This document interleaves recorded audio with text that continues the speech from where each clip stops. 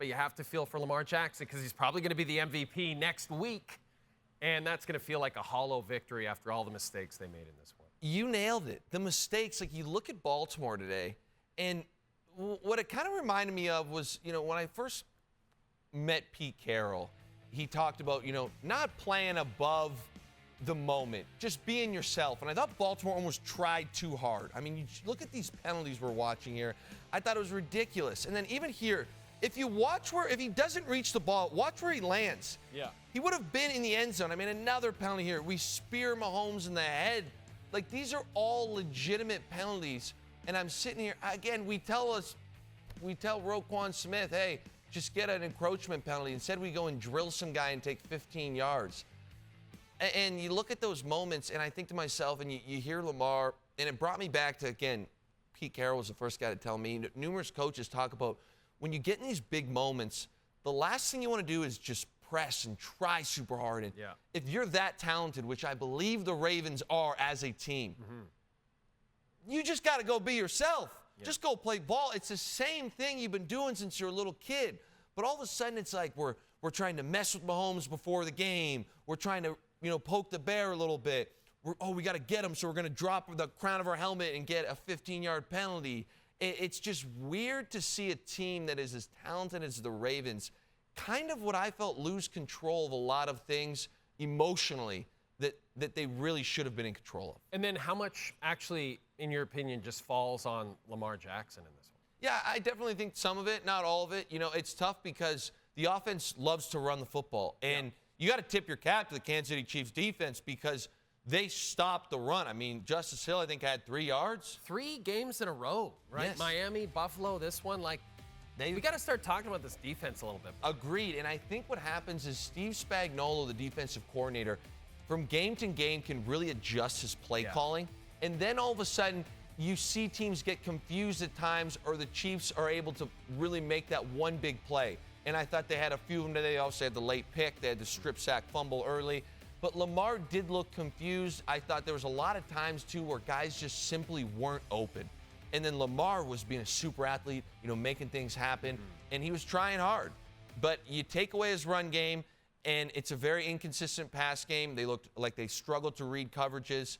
And the next thing you know, you don't score many points. And what's amazing is there were lots of times this season where we wondered if this team was going to get anywhere near the AFC Championship game. There was a lot of ups and downs, a lot of off-the-field stuff, and yet here they were again. It wasn't a vintage performance, but Kelce, you saw the TD, and you pointed out what a great throw and catch that was. So are you surprised to see them back in this position? I'm not, and I honestly think that what we saw today from Mahomes and Kelce is almost the maturity.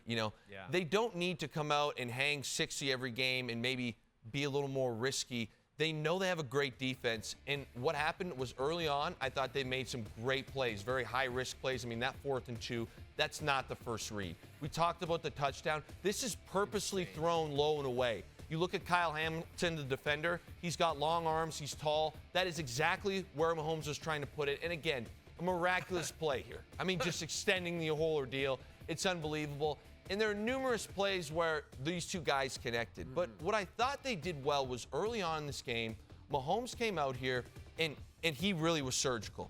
And he did take a few risks. He made a few really miraculous plays.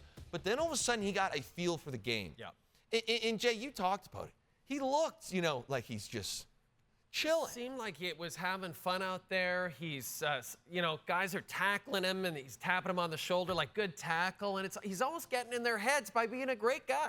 I noticed the exact same thing, and you're spot on, where it was like he realized that his defense was cooking. Yeah. He realized early on he had scored enough points. They had a 2-score lead for a large part of the game. And do I think he could have potentially made a few more plays late? Yes, but I honestly believe he thought to himself, this is a little risky. Our defense is playing lights out.